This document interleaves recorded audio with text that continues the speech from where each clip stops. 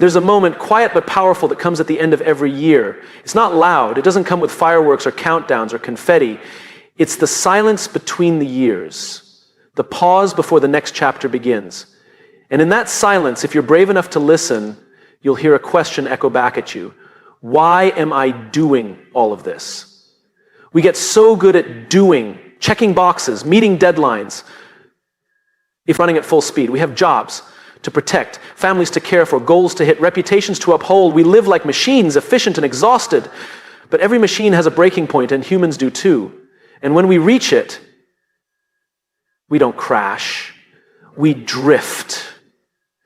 We drift away from meaning, from joy, from ourselves. The real tragedy isn't failure, it's success without meaning.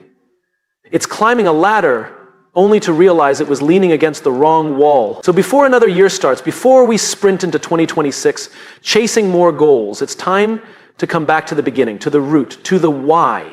Because when we lose our why, we lose our way. Purpose is not a bonus. It's not something you find after you've made it. Purpose is fuel. It's oxygen. When we know why we're doing something, we can endure almost anything.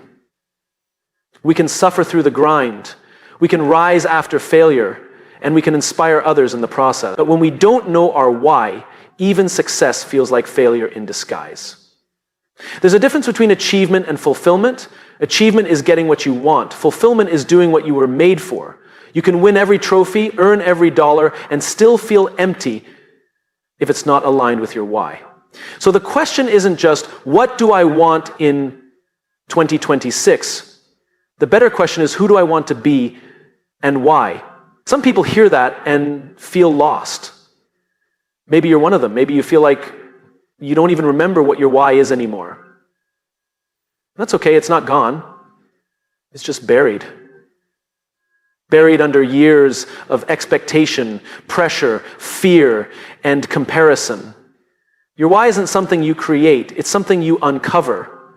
It's already inside you.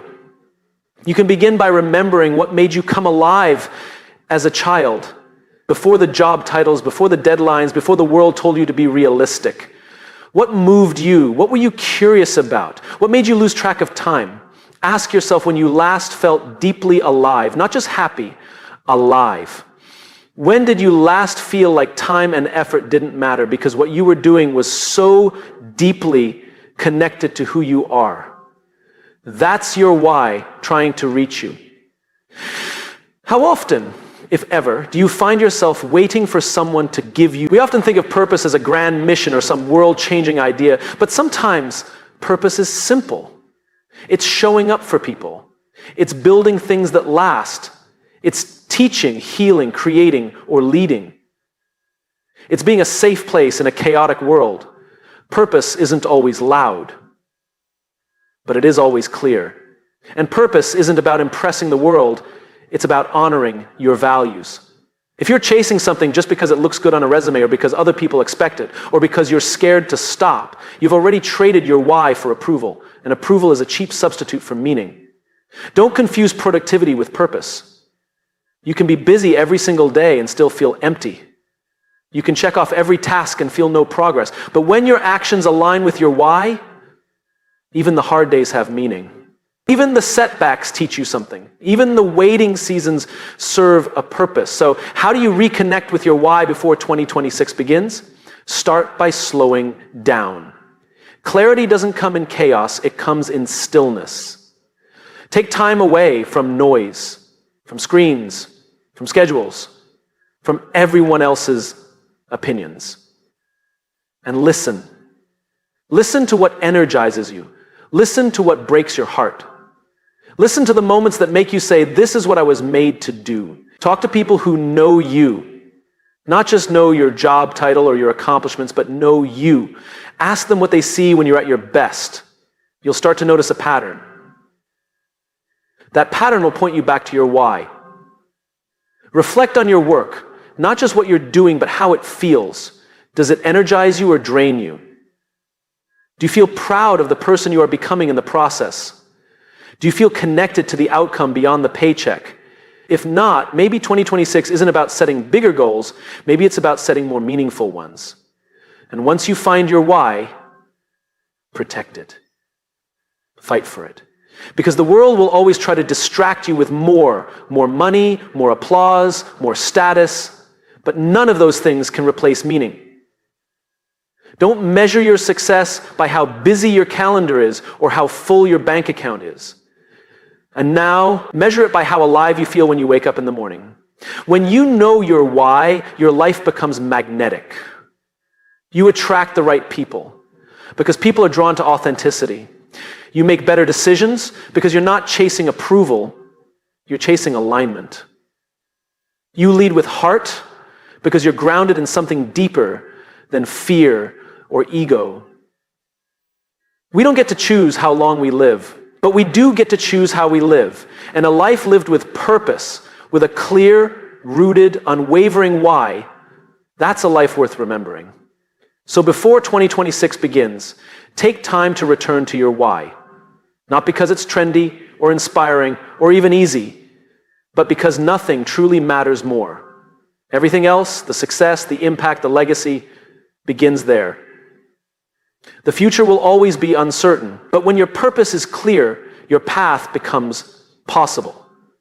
Let that be the foundation for everything you build next. We all talk about growth, about goals, about change. We set intentions, we make plans, we visualize success. But there's something we often forget. You cannot grow beyond the people you surround yourself with. Before 2026 begins, one of the most powerful things you can do, not flashy, not dramatic, but absolutely life-altering, is to audit your circle. That means looking closely at who is standing next to you as you build your future. Because whether we like it or not, our environment shapes us. The people we give our time to influence how we think, how we act, and how we see ourselves. It's not just about who you spend time with. It's about what you normalize by being around them. You normalize the language they use, you normalize the energy they bring, you normalize their habits, their thinking, and even their limitations. So ask yourself honestly, are the people in your life pulling you forward or quietly holding you back? Are you surrounded by people who challenge you, who support your evolution, who want to see you become the best version of yourself, even if it makes them uncomfortable? Or are you spending time with people who drain your energy, diminish your dreams, or make you doubt your potential? We've been told to be loyal, and we've been taught to stick around, but loyalty isn't an excuse to keep toxic people in your life. There is nothing noble about shrinking to make others feel more comfortable. There's nothing honorable about staying in circles that stunt your growth. And there's no rule that says you have to carry everyone with you just because they were there at the start. Some people were part of your past, but that doesn't mean they belong in your future. That's not bitterness, that's clarity. And it's not about judgment either, it's about alignment. When your vision grows, not everyone will come with you, and that's okay. Some people will outgrow you, you'll outgrow others. That's the rhythm of a growing life. People enter for a reason, a season, or a lifetime. The problem comes when we confuse which is which. There are people who drain you emotionally, and you think it's your job to fix them. They're friends who mock your ambition because your growth reminds them of their stagnation. There are coworkers who gossip more than they build, and you feel like staying silent is the cost of belonging. But you're not here to belong to dysfunction. You're here to become something more. And the truth is, most of us already know who those people are. We feel it. Our energy drops when they call. Our confidence fades when they speak. We walk away from conversations feeling smaller, more doubtful, more disconnected from our values. That's your intuition speaking. Don't ignore it. At the same time, look for the people who expand you. They're not always the loudest or the most successful or the most popular, but they believe in you even when you don't. They challenge you without demeaning you. They remind you of who you are on the days you forget. These are the people who ask you real questions, who are more interested in your heart than your image, who push you to be accountable, not perfect, who don't let you give up on yourself. They celebrate your wins and sit with you in your losses, and their presence makes you better. That's the kind of circle you deserve. And that's the kind of circle you should be building. Intentionally, because as you step into 2026, who you're around will influence every decision you make. You can't create a bold future while staying stuck in environments built around fear, negativity, or comfort. You don't need a big circle, you just need the right one. 5 people who push you forward are more powerful than 50 who keep you stuck. And you don't need to cut people off with bitterness or drama. Sometimes the most respectful thing you can do is create distance. You can love people from afar. You can wish them well without walking the same path. This also isn't just about other people, it's about you too. What kind of energy are you bringing into your circle? Are you encouraging others? Are you showing up consistently? Are you being honest, supportive, and growth-oriented yourself? We can't expect to attract powerful connections if we're not willing to be one. So part of auditing your circle is also auditing yourself. Being the kind of friend, partner, colleague, or leader that you wish you had. Becoming magnetic to the kind of people who inspire you. Relationships are mirrors. They reflect the stories we tell ourselves about our worth, our future, and what we think we deserve. So if you're surrounded by mediocrity, maybe it's time to ask, what have I been settling for and why? We teach people how to treat us by what we tolerate. We train the world how to interact with us by the standards we hold. And in 2026, your standards need to reflect your vision, not your past. Audit your circle. That means identifying who brings you clarity and who brings confusion. Who celebrates you sincerely and who competes silently. Who leans in when things get hard and who disappears when you're not convenient. Pay attention. And then act on what you find. Your energy is your most valuable currency. You can't keep spending it on people who leave you emotionally bankrupt. You only get one life. Don't waste it trying to fit into rooms you've already outgrown. So, as this year winds down and the next one prepares to begin, be courageous enough to take inventory. Make space for alignment. Surround yourself with people who see you, support you, and stretch you. And invest time so that you can support yourself and stretch you. Because when your circle is strong, your direction becomes unstoppable.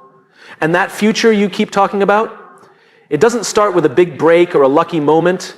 It starts right here with who's standing beside you. We spend so much of our lives avoiding fear.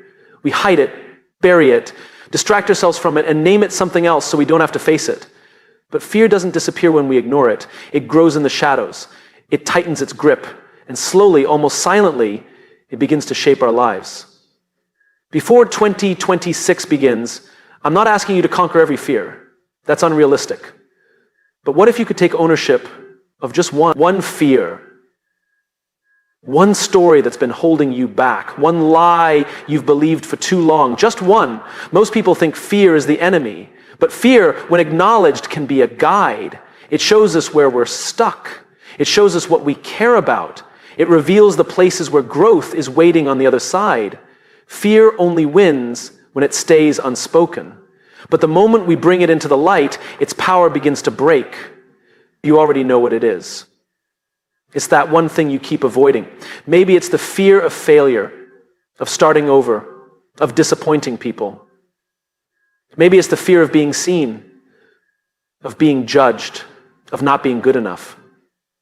Maybe it's the fear of letting go, of a person, a job, a version of yourself you've outgrown. We all have one. And the irony is that we often build our entire lives around avoiding that fear. We stay in the safe job because we fear the unknown. We silence ourselves in rooms because we fear rejection. We don't apply, don't ask, don't show up fully, not because we aren't capable, but because we're scared of what might happen if we do. But here's the truth. Fear is not a stop sign. It's a signal. It's telling you that something matters, that there's something worth risking, that there's something on the other side worth stepping into. Fear is not a weakness. It's a clue. We grow when we stop running and start listening. What is this fear really trying to protect me from? What story am I telling myself about what will happen if I face it? And what would happen if that story isn't true? Because most of our fears are built on assumptions, not facts. We assume we'll fail, that we'll be embarrassed, that people will leave, that we'll fall apart. But fear rarely tells the full truth.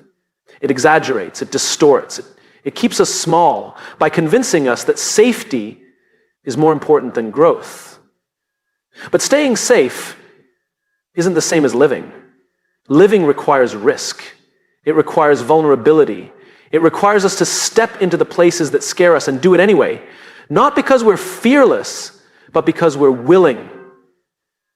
Because what we want matters more than what we fear. When you take ownership of one fear, just one, something powerful happens. You stop to reclaim agency. You stop being a victim of circumstance and start becoming the author of your story. You stop waiting for confidence and start building it. Confidence doesn't come first. Courage does. And courage is not the absence of fear. It's the choice to move forward in spite of it. Think about where you are today. How much of your life is being designed around avoiding discomfort? How many things have you said no to, not because they weren't right, but because they were scary? And how much possibility have you unknowingly blocked because fear was steering the wheel? We don't change our lives by avoiding fear. We change them by choosing one thing we've been scared to face and doing it scared. That's it. One step, one conversation, one risk, one truth. You don't need a 10-step plan. You need a moment of honesty followed by a moment of courage. And here's what no one tells you. When you do face that fear, even in a small way, you change, you grow. Not just because of what happens externally, but because you begin to see yourself differently. You realize you're stronger than you thought, that you can do hard things. That fear doesn't have to be the boss anymore. It's not about the outcome. It's about ownership. When you take back ownership of your fear, you stop letting it lead your decisions. You take control of your story. And that kind of ownership changes everything. You communicate differently. You lead differently. You show up differently in every area of your life. You become magnetic. Not because you're perfect, but because you're real. Because people can feel when someone is living from courage instead of fear. It's inspiring. It's rare. It creates trust, and it opens the door for others to do the same. This is how change happens. One person choosing to stop running. One person choosing to tell the truth. One person choosing to feel the fear and keep going. And that person can be you. Not next year, not when it's convenient, not when you feel ready, but now. Because there's no such thing as ready. There's just the moment. You decide to stop letting fear win. So what's the fear that's been running the show? Say it out loud. Write it down. Name it. Because when you name it, you can confront it. And when you confront it, you can move through it. You don't have to change everything. You just have to change one thing. Choose one fear before 2026. Look it in the eye and take the first small, quiet, brave step. That's where the future begins. Not in the absence of fear, but in the decision to stop letting it hold the pen. Your future isn't waiting on a new year. It's waiting on a new level of courage. One step, one fear, one decision. That's all it takes to begin. There's something we all carry that weighs more than we admit. It's not in our hands, it's not in our calendars or in our responsibilities. It lives quietly inside us, heavy and unspoken. It's the words we haven't said. Before this year ends, before you race into the next one, with your vision board and goals and optimism, I want to invite you to pause and ask yourself, what have I left unsaid? Because no matter how productive you are, no matter how ambitious or focused or driven you may be, the words you don't say often carry more power than the ones you do. The conversations we avoid become barriers between us and the people we care about. The apologies we postpone, the gratitude we hold back, the boundaries we fear to speak, the forgiveness we resist, they all cost us something.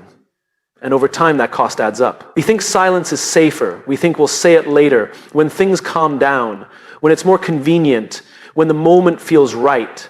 But life doesn't wait for the perfect moment. Life moves. And sometimes, later never comes. Saying the unsaid doesn't mean creating conflict. It means creating clarity. It means honoring the truth. Not just the truth we tell others, but the truth we carry within ourselves. Because when we silence what's true for us, we slowly begin to lose connection with people, with purpose, and with peace. It might be something simple. Maybe you need to say thank you. Really say it.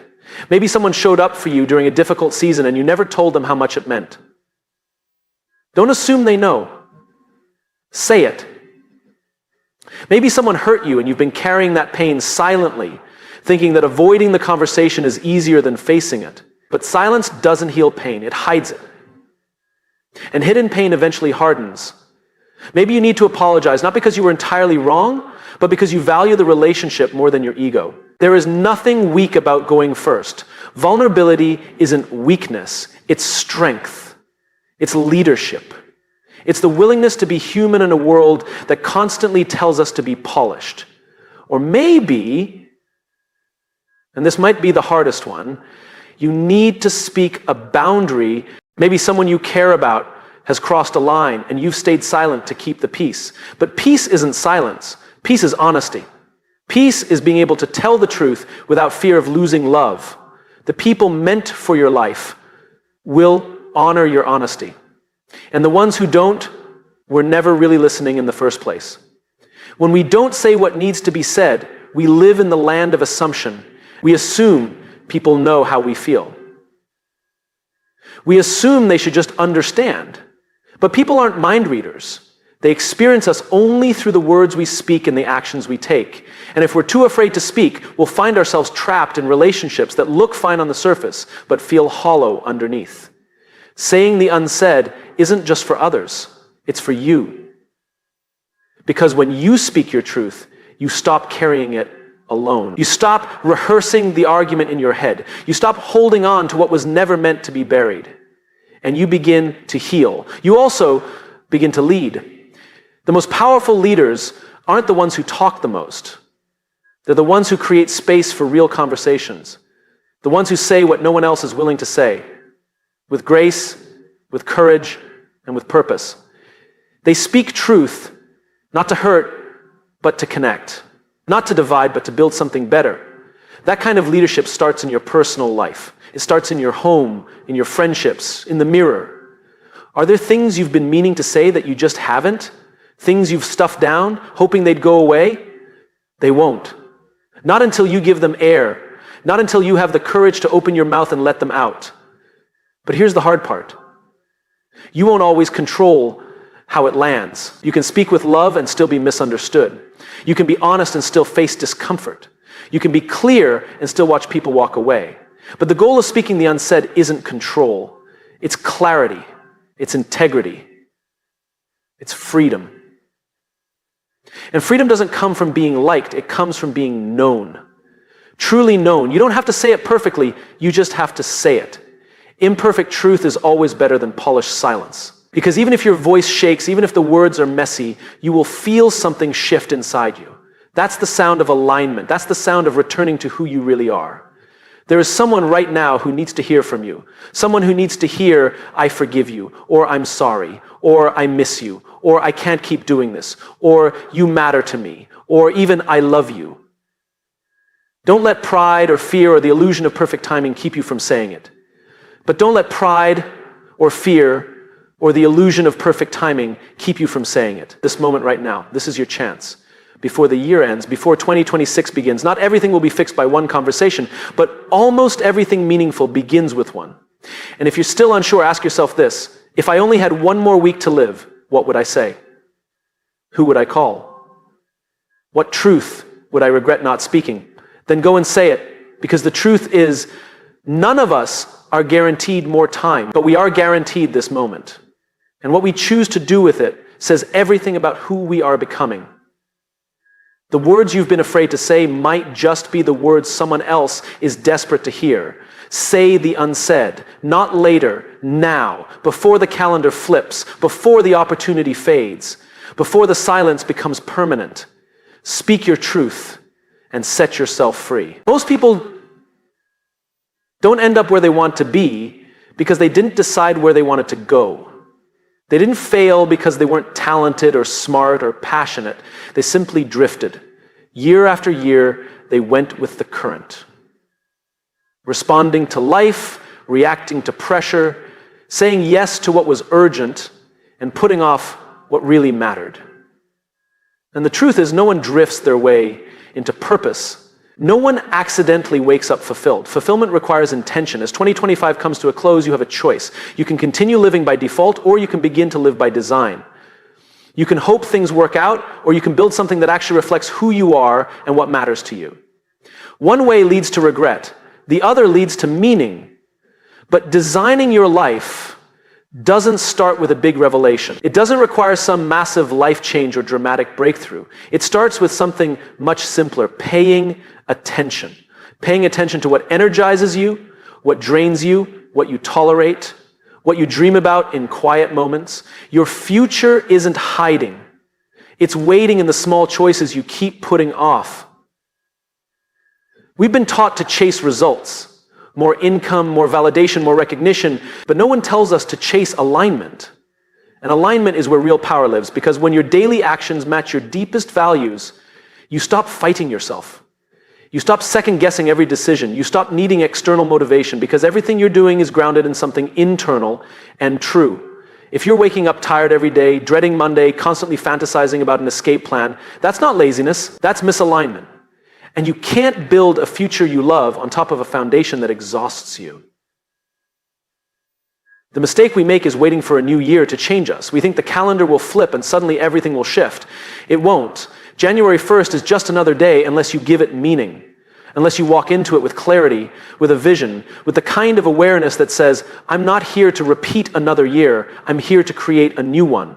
Creating that kind of year means getting clear on what matters, not to the world, not to social media, not to your peers, but to you. What do you actually want your life to feel like? Not just look like, feel like.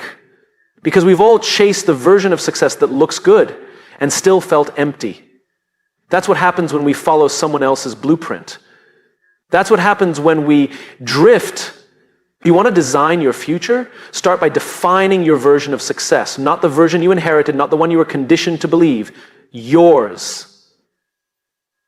Maybe it's simplicity, maybe it's freedom, maybe it's deep relationships or meaningful work, maybe it's creativity or contribution or legacy, whatever it is, own it. Let that become your compass. And then build around it. Build your habits around it. Build your habits around it. Build your calendar around it. Build your commitments and boundaries and decisions around it, because a vision without structure is just a wish. Hope is a beautiful thing, but it's not a strategy. You don't get the life you want just because you're a good person or because you've been through enough. You get it when you decide it's worth designing, and then you do the work. That doesn't mean you'll always know exactly what to do, but clarity doesn't mean having all the answers. It means knowing the direction. It means knowing what to say yes to, and more importantly, what to say no to. If everything matters, nothing does. Part of designing your future is giving yourself permission to stop being everything for everyone. You weren't meant to live exhausted. And yes, it will require change. It will require discomfort. Anytime you choose to live by design instead of default, you'll have to let go of things. Patterns, people, identities that once felt safe. But comfort isn't the goal. Growth is. Meaning is. Impact is. And you don't get those things without leaving the shore. Think about where you were 5 years ago. Think about who you were. Now think about how fast those 5 years went by. That's how fast the next 5 will go. Time doesn't slow down. It's not waiting for you to feel ready. The question is, will the next 5 years be something that happens to you or something you build with intention? Because drifting doesn't mean doing nothing. It means doing what's easy, doing what's expected, saying yes when you mean no, putting things off until later. But later is where dreams go to die.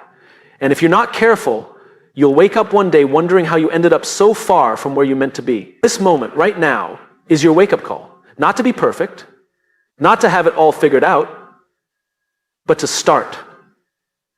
To pay attention, to reflect, to choose, to imagine a different future and begin designing your way toward it.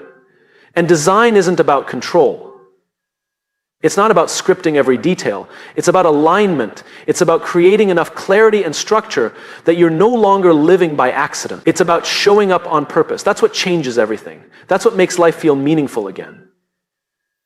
So before 2026 begins, ask yourself, am I drifting or am I designing? Am I following someone else's path or am I building my own? Am I waiting for life to change or am I willing to change how I live?